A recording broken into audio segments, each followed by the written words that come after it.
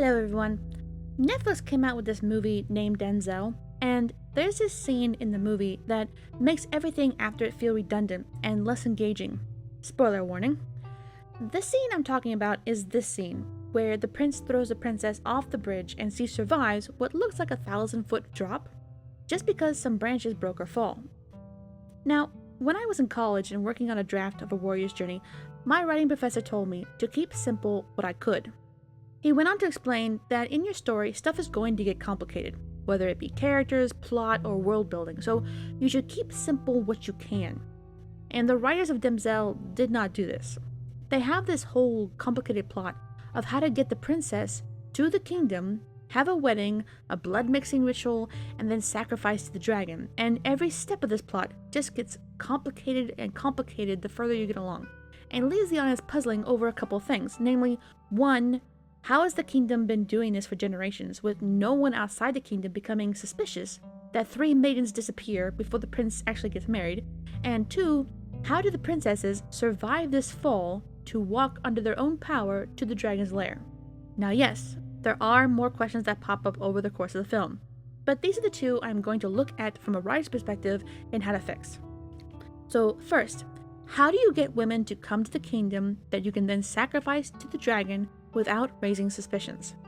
Well, I think the simplest way to do this is not to necessarily target princesses from other countries, rather have it open that any fair maiden may come to present herself before the prince as a suitor. At this gathering of fair maidens, the king and queen look for families they can blackmail or bribe into being quiet. Having found 4, they dismiss the others with a small compensation. Of the 4 women, the prince privately chooses who he wants to marry, and she is separated from the group. She is told she has been selected and is escorted away to prepare for her wedding day, while the other 3 are told she was eliminated and that the prince is so taken with their charm and beauty that an ancient ceremony must be done to determine who would be the best match for the prince. They are taken to the mountain, and once there, the pretense is dropped. There is no need to have a song and dance to fool the maidens more. They are trapped. Held at sword point, they are each forced to go through the blood ritual with the prince. And not knowing their families have already sold them at this point, the maidens are threatened to comply or their families will suffer.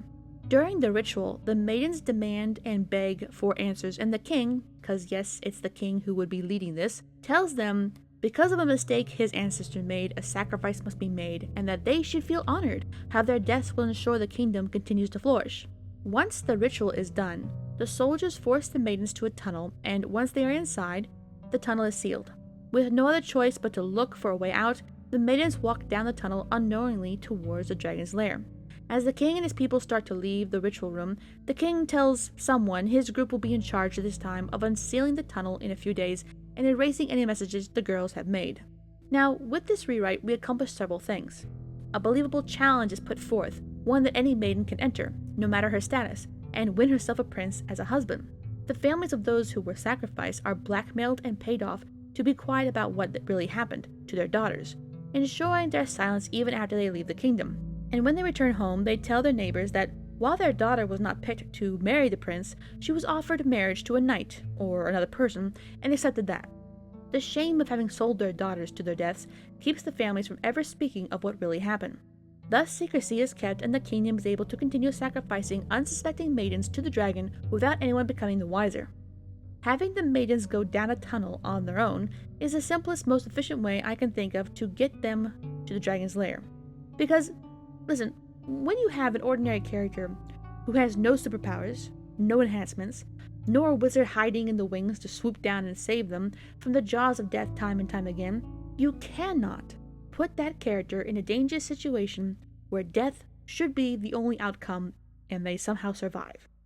When you do that, you lose credibility. Your audience will no longer fear any dangerous situation this character gets into, but rather will just wait in boredom for the plot to save the character time and time again.